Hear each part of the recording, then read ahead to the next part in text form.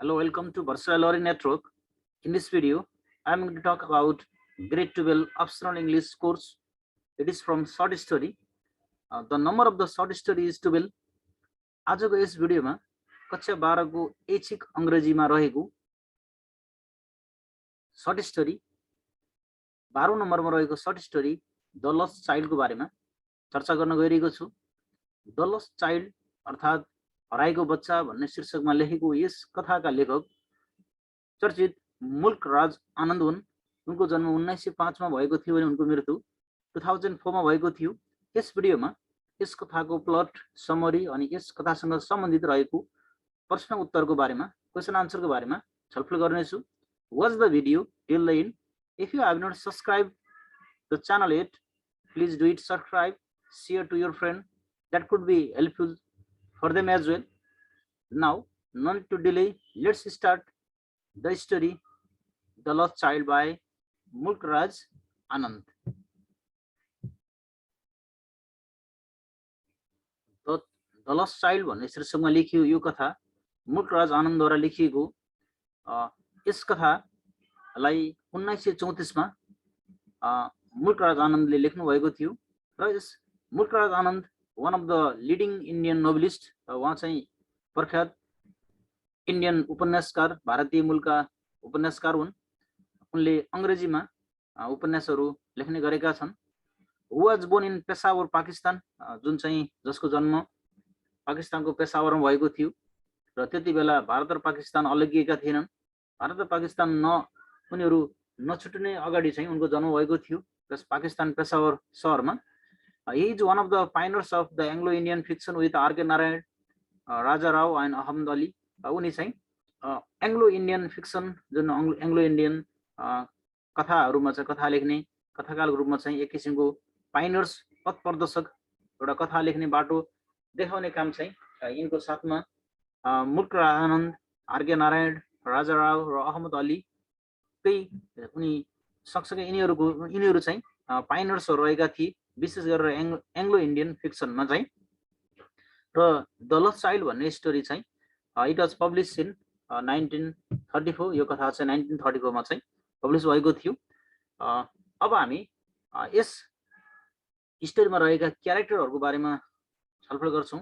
विशेष गरेर चाहिँ यो लस्ट चाइल्डमा भएका क्यारेक्टरमा चाहिँ यहाँनिर तीनवटा क्यारेक्टरहरू प्रमुख रहेका छन्। द सेन्ट्रल क्यारेक्टर र यस कथाको प्रोटागोनिस्ट एउटा बच्चा रहेको छ, the child. He is a boy, जुन बच्चा आफ्नो बुवा आमासँग मेला हेर्न गएको हुन्छ, प्रदर्शन हेर्न गएको हुन्छ र ऊ प्रदर्शनमा जाँदै गर्दा ऊ प्रदर्शनमा हराउँछ। अनि त्यसपछिको अवस्थाको बारे हामी कथामा चर्चा गर्छौं। अनि त्यस्तै गरेर द चाइल्ड पछि हिज प्यारेन्ट्स, उसको बुवा आमा हुनुहुन्छ, जुन बुवा आमाको साथमा ऊ एकदमै खुसी हुँदै ऊ फियर मेलामा गएको हुन्छ आफ्नो बुवा आमाको साथमा, जसलाई उसले चाहिँ अन्तिममा चाहिँ बजारमा ऊ हराउँछ। अनि त्यस्तै गरेर द अननोन म्यान, एकजना अननोन मान्छे रहेको छ, who tries to console the lost and sobbing child. अनि जुन त्यहाँ एउटा अननोन मान्छे जसको नाम यहाँ उल्लेख गरिएको छैन, ऊ मान्छेले चाहिँ त्यो बच्चालाई त्यो प्रदर्शनी जुन मेला लागिरहेको ठाउँमा चाहिँ ऊ रोइरहेको हुन्छ, उसले आफ्नो आमा बुवा खोजिरहेको हुन्छ। त्यति बेला उसले त्यो बच्चालाई साथमा लिन्छ अनि उसलाई चाहिँ उसको जुन रोइरहेको हुन्छ, बिलौना गरिरहेको हुन्छ, त्यसलाई उसले रोक्ने प्रयास गर्छ। उसले विभिन्न प्रलोभन गर्छ, उसले रोक्ने प्रयास गर्छ। अन्तिममा ऊ सफल हुन्छ कि हुँदैन त्यसको बारेमा हामी कथामा जान्छौँ। र यस कथाले वास्तवमा एउटा बच्चाको आमा बुवाप्रतिको मायालाई पनि देखाउन खोजेको छ भने अर्कोतिर मानिसहरूले जुन कुरा आफ्नो साथमा हुन्छ त्यसलाई त्यति महत्त्व दिइरहेका हुँदैनन्। जब त्यो साथ छोडेर जान्छ वा त्यो साथमा हुँदैन तब त्यसको महत्त्व बढ्छ भन्ने कुरा पनि यस कथाबाट हामी सिक्न सकिन्छ। अब हामी यस कथाको मुख्य प्लटतिर जान्छौँ र यस कथामा चाहिँ एउटा बच्चा रहेको छ, द चाइल्ड। ऊ आफ्नो प्यारेन्ट्स, आफ्नो बुवा आमासँग चाहिँ फियर जान्छ, जुन चाहिँ स्प्रिङ फियर लागिरहेको हुन्छ। जुन एउटा वसन्त ऋतुको समयमा चाहिँ एउटा ठुलो प्रदर्शन आइरहेको हुन्छ र उसको बुवा आमाले चाहिँ त्यो बच्चाको प्यारेन्ट्सहरूले चाहिँ बच्चालाई पनि साथमा लाने कुरा गर्छन्। उनीहरूले बच्चालाई साथमा लिएर जान्छन्। बच्चा निकै खुसी हुन्छ र आफ्नो आमा बुवाको साथमा चाहिँ सँगसँगै मेलामा जान पाएको निकै खुसी हुन्छ र ऊ जाँदै गर्दा उसले चाहिँ फेयरमा जाँदै गर्दा उसले टोय सप देख्छ अनि टोय सपमा चाहिँ उसले विभिन्न किसिमका खेलौनाहरू देख्छ अनि उसले त्यो सबै खेलौनाहरू देखिसकेपछि उसले खेलौना किन्नको लागि आग्रह गर्छ। बुवा आफ्नो आमा र बाबालाई भन्छ। त्यो देखेर उसको बाबाले उसलाई एकदम रिसाए जस्तो गरेर हेर्नुहुन्छ अनि उसको मदरले चाहिँ उसलाई त्यो खेलौनाबाट चाहिँ टिमल्नको लागि उनले त्यसलाई रोक्नको लागि उनले चाहिँ उसको मदरले चाहिँ नजिकै भएको मस्टर्ड फिल्ड जहाँ तोरीको फुल फुलिरहेको हुन्छ त्यतातिर देखाएर त्यतातिर तोरीको फुल फुलेको छ बाबु हेर भनेर चाहिँ उसको मदरले चाहिँ उसलाई त्यो फ्लावरिङ मस्टर्ड फिल्डतिर देखाउनुहुन्छ। त्यसपछि उसले चाहिँ त्यो फ्लावरिङ त्यो तोरीको फुलतिर जान्छ जहाँ उनले चाहिँ ड्रागन फ्लाईहरू उडिरहेका हुन्छन् अनि त्यो ड्रागन फ्लाईलाई ऊ चाहिँ समात्न भनेर दौडन्छ। यसरी ऊ आफ्नो मदर र फादरसँग चाहिँ त्यो बच्चा एकदम खुसीको साथमा अनि खुसी हुँदै ऊ घरि अघि पछाडि बाटोमा हिँड्दै गइरहेको हुन्छ अनि बाटोमा जाँदाखेरि पनि उसले चाहिँ विभिन्न किसिमका इन्सेक्ट्स अनि वर्म्सहरू किराहरू चाहिँ ऊ चलाउँदै अनि तिनीहरूलाई टिप्दै ऊ चाहिँ बाटोमा दौडिरहेको हुन्छ। बुवा आमाको साथमा चाहिँ ऊ मेला गइरहेको हुन्छ, फेयर गइरहेको हुन्छ है, प्रदर्शनीमा गइरहेको हुन्छ अनि बाटोमा चाहिँ ब्लक कार्ट्सहरू चलिरहेका, बाटोमा हर्सहरू घोडाहरू हिँडिरहेका हुन्छन् अनि त्यही बाटोमा ऊ चाहिँ रमाउँदै खुसी हुँदै ऊ निकै उत्साही हुन्छ, ऊ निकै खुसी हुन्छ आफ्नो बुवा आमाको साथमा चाहिँ ऊ मेला जान पाएको भनेर चाहिँ। अनि त्यसपछि बाटोमा जाँदै गर्दा ऊ आफ्नो सानसाना बाटोमा भेटेका बीहरू चाहिँ ऊ चलाउँदै हिँडिरहेको हुन्छ अनि त्यसपछि उसको बुवा आमाले चाहिँ एउटा ग्रोभिङ रुखै रुख भएको ठाउँमा उनीहरू पुग्छन्।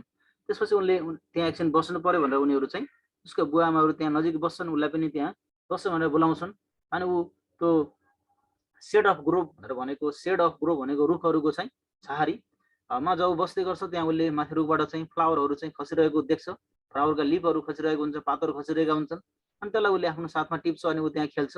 खेलिसकेपछि उसले त्यहाँ एक जोडा ढुकुरहरू पनि देख्छ अनि त्यो ढुकुरलाई चाहिँ ऊ चाहिँ तिनीहरूसँग उसको पछि गए जस्तो गर्छ अनि उनीहरूलाई उडाउन खोज्छ अनि त्यसपछि ऊ निकै खुसी भएर चाहिँ ऊ चाहिँ आफ्नो आमा बुवाको साथमा गइरहेको हुन्छ। ऊ घरि पछाडि छुटिरहेको हुन्छ, आमा बुवाले चाहिँ बाबु छिटो आइज भनेर उनीहरूले बोलाउँछन् अनि ऊ चाहिँ एकदम खुसी हुँदै चाहिँ सँगसँगै जान्छ अनि जब ऊ प्रदर्शनीमा पुग्छ, जब ऊ मेलामा पुग्छ अनि पुगिसकेपछि उसले त्यहाँ चाहिँ एकदमै मिठा मिठा स्वादिला चाहिँ मिठाईहरू देख्छ, उसले बर्फी देख्छ त्यहाँनिर अनि बर्फी देखेपछि उसले आफ्नो आमा बुवालाई चाहिँ उसलाई भित्र थाहा हुन्छ कि बुवा आमाले उसलाई किन्दैनन्, त्यही पनि उसले चाहिँ यो सामान मलाई किनिदिए हुन्थ्यो, उसको लागि चाहिँ बर्फी एकदम फेभरेट हुन्छ अनि उसले चाहिँ त्यो मलाई चाहिँ किनिदिनुहोस् भनेर भन्ने गर्छ तर बुवा आमाले त्यो किनिदिनु हुँदैन अनि त्यसपछि ऊ अगाडि बढ्छ, ऊ आफ्नो बुवा आमाको साथमा चाहिँ अगाडि बढ्छ। ऊ घरिघरि बजारमा यताउता हेरिरहेको हुन्छ, सब मान्छेहरू खुसी भएर हिँडिरहेका हुन्छन्, त्यो केटो पनि निकै खुसी हुन्छ, एकदमै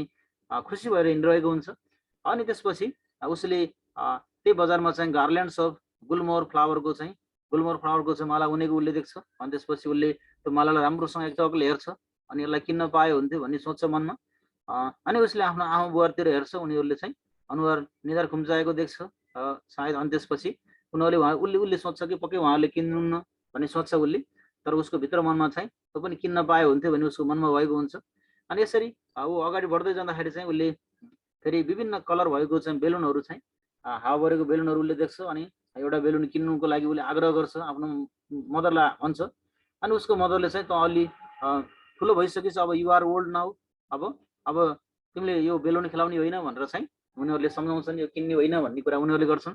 त्यसले गर्दा त्यो बच्चा चाहिँ एकदमै ती सामानहरू किन्नको लागि एकदम लायलित हुन्छ तर उसका बुवा आमाले उसलाई त्यो सामान किन्दिनन् अनि त्यसपछि उनीहरूले सामान नकिन्दा पनि एकदम निराश हुँदैन किनभने ऊ त्यो फियर त्यो जुन प्रदर्शनमा आउन पाएकोमा निकै खुसी हुन्छ, उसलाई कति निराश भएको हुँदैन, सामानहरू उहाँले नकिनिदिए पनि ऊ एकदमै खुसी हुन्छ अनि त्यसपछि उनीहरू चाहिँ एकजनाले त्यो स्नेक चार्मर प्लेइङ म्युजिकमा चाहिँ एउटा स्नेकलाई चाहिँ उसले आफ्नो बेन्ड मजाले चाहिँ बजाइरहेको हुन्छ, त्यो देखेर एकदमै उत्साहित भएर उसले चाहिँ त्यहाँ नजिकै बस्छ अनि एकछिनपछि उसले आफ्नो बुवा आमालाई पनि त्यहाँतिर इसारा गर्छ, उनीहरूले कान थुन्छन्, उसले पनि कान थुन्छ, उसलाई के थाहा हुन्छ भने उसको बुवा आमाले उसलाई चाहिँ त्यहाँ सामानहरू केही पनि किन्दिनुहुन्न भन्ने कुरा उसलाई थाहा हुन्छ अनि त्यसपछि एकदमै खुसी हुँदै उसलाई चाहिँ बुवा आमाहरूले चाहिँ उसको फादर र मदरले सामानहरू नकिन्ने तापनि ऊ एकदमै खुसी भएर उत्साही भएर हिँडिरहेको हुन्छ,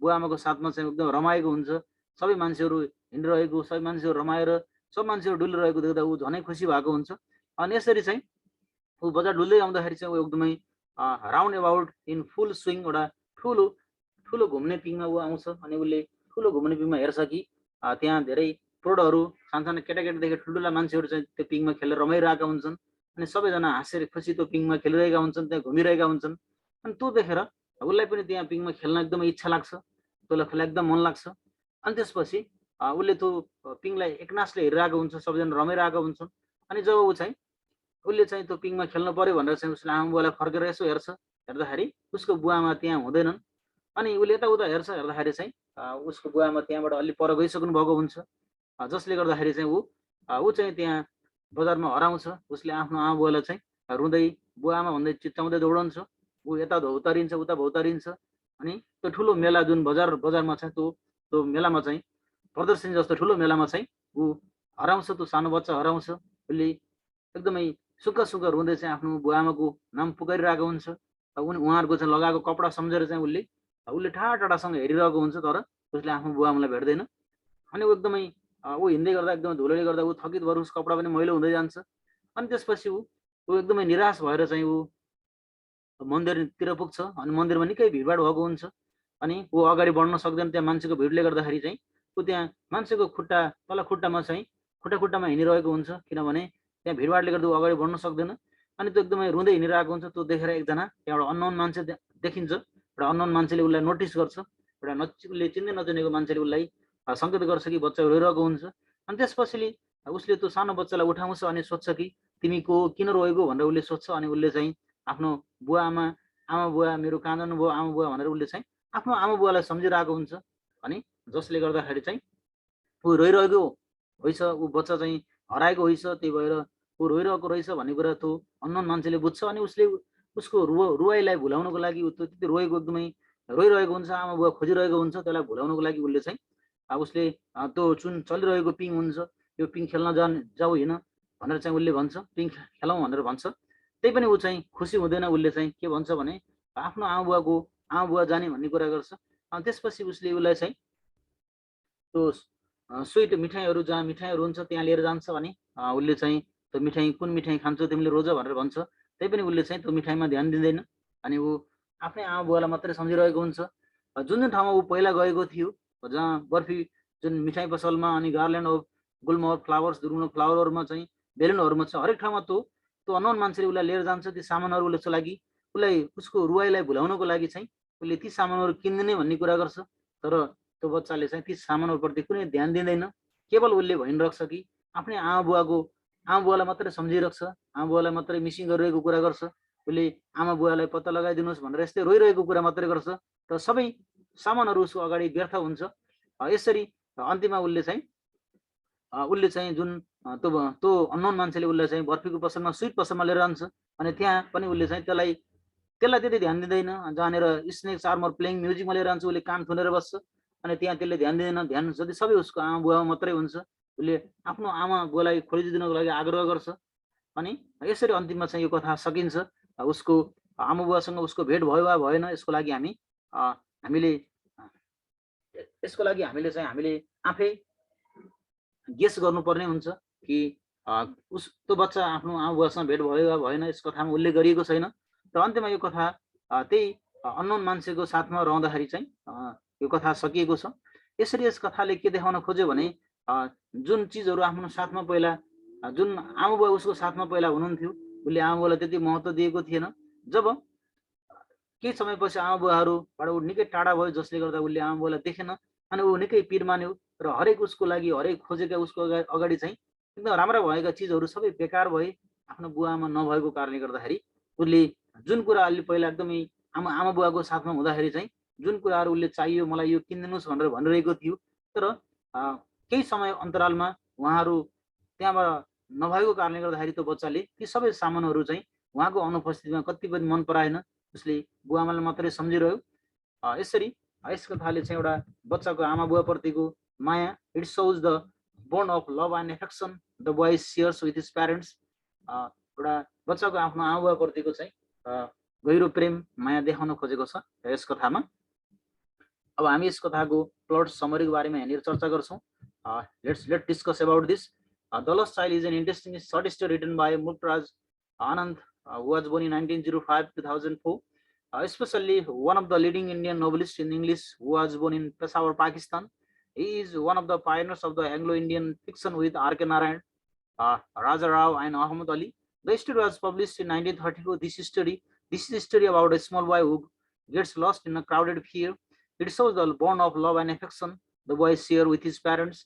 While separated from his parents, the boy becomes very sad, and his earlier happiness mode disappears.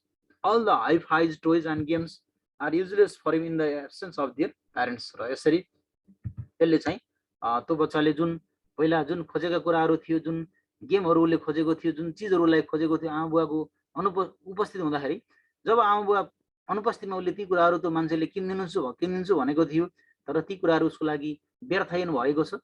र यसरी यस कथाले एउटा love and affection of the boys with his प्यारेन्ट्सलाई देखाउन खोजेको हामी यो कथामा देख्छौँ। According to the story, it is said during the spring festival, the road to the fair is full of people. An excited little boy is running alongside his father. He watches the two in the shop with wonder, and his parents tell him to hurry up. The child goes to his parents and feels the urge to tell his parents that he wants the toy, though he knows from the look on their faces that they will refuse. His father gives him a strict look, while his mother gently tries to distract him by showing him the flowering mustard field. The child then begins chasing dragonflies, and his mother has to call him back to the path. He walks with his parents for a while, till once again he becomes distracted by the insect and worms on the path. His parents call him from under the shade of a grove where they are seated, and runs towards them. And then in the same way, that is the next line, the child goes with his mother there in the fear. Then he gets full of enjoyment with the parents there.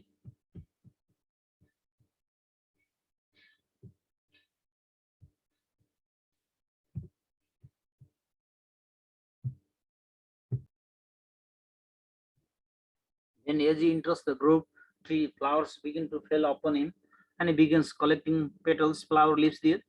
Then he hears doves cooing, and he runs towards his parents, dropping the petals and looking for the dove. He begins running around the banyan tree there. His parents pick him up and take a random winding footpath through the mustard field to the ear. As they approach the village, the child sees that the huge crowd is gathering at the fear.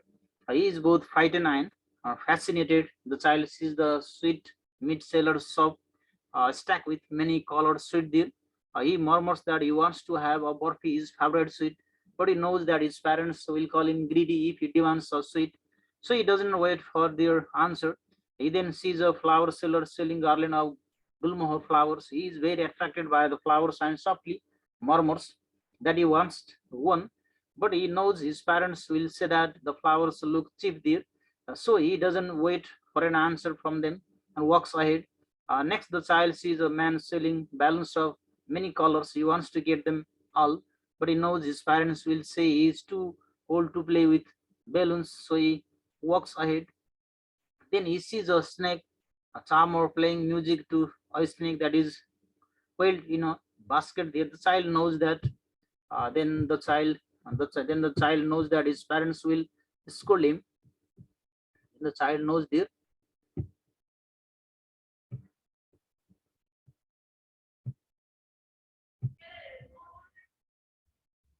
Then the child knows that his parents will scold him for listening to such coarse music, and so he walks ahead. And then the child comes upon a merry-go-round that are roundabout in full swing. He sees grown-ups and their children on it, laughing and having fun. Finally, he requests his parents for a turn at the merry-go-round, but he receives no reply. He turns back, and he doesn't see anyone there, any of his parents there. He realized that his parents are nowhere and around him. He panics and he starts running around crying for his parents. He becomes overcome with fear and runs around crying out for their parents. His yellow turban comes off and his clothes become dirty.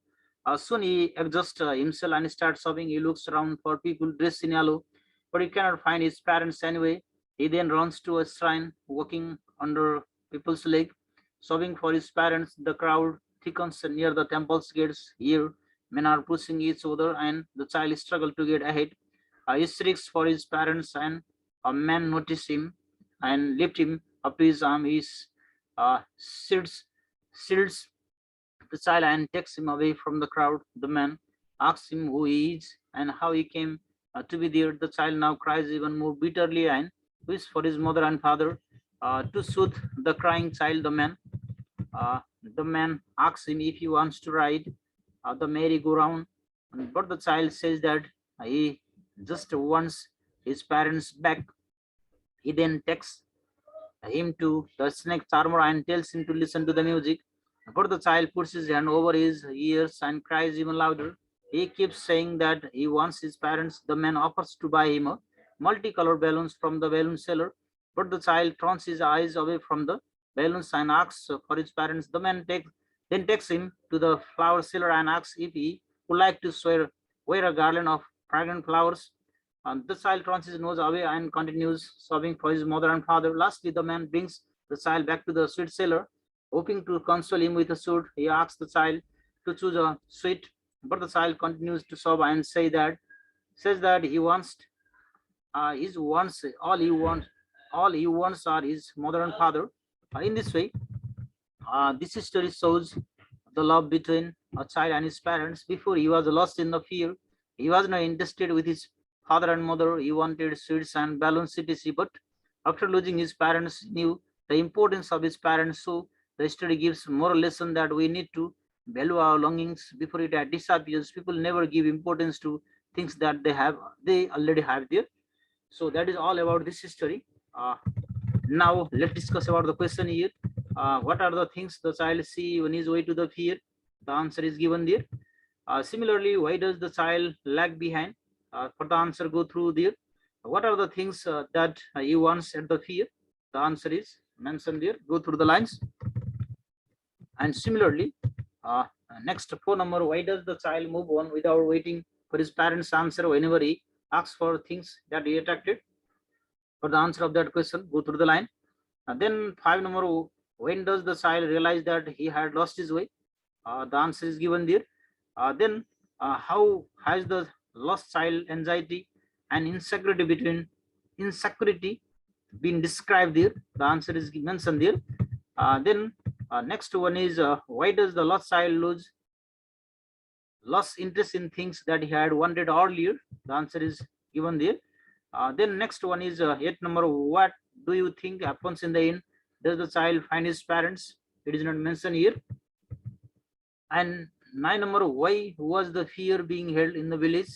The answer is given there. And what tells us that the little boy was excited about going to the fear? So that is the answer is mentioned here. Well, that is all about this video. We are at the end of this video. I hope you got the concept. If you have any confusion regarding each and every types of lesson belongs to this optional English of grade 12, either optional English or compulsory English, you can don't hesitate to comment on the video and you can ask the question there. Now, hope to meet you all in the next interesting video. Till then, goodbye. Take care. Have a good time.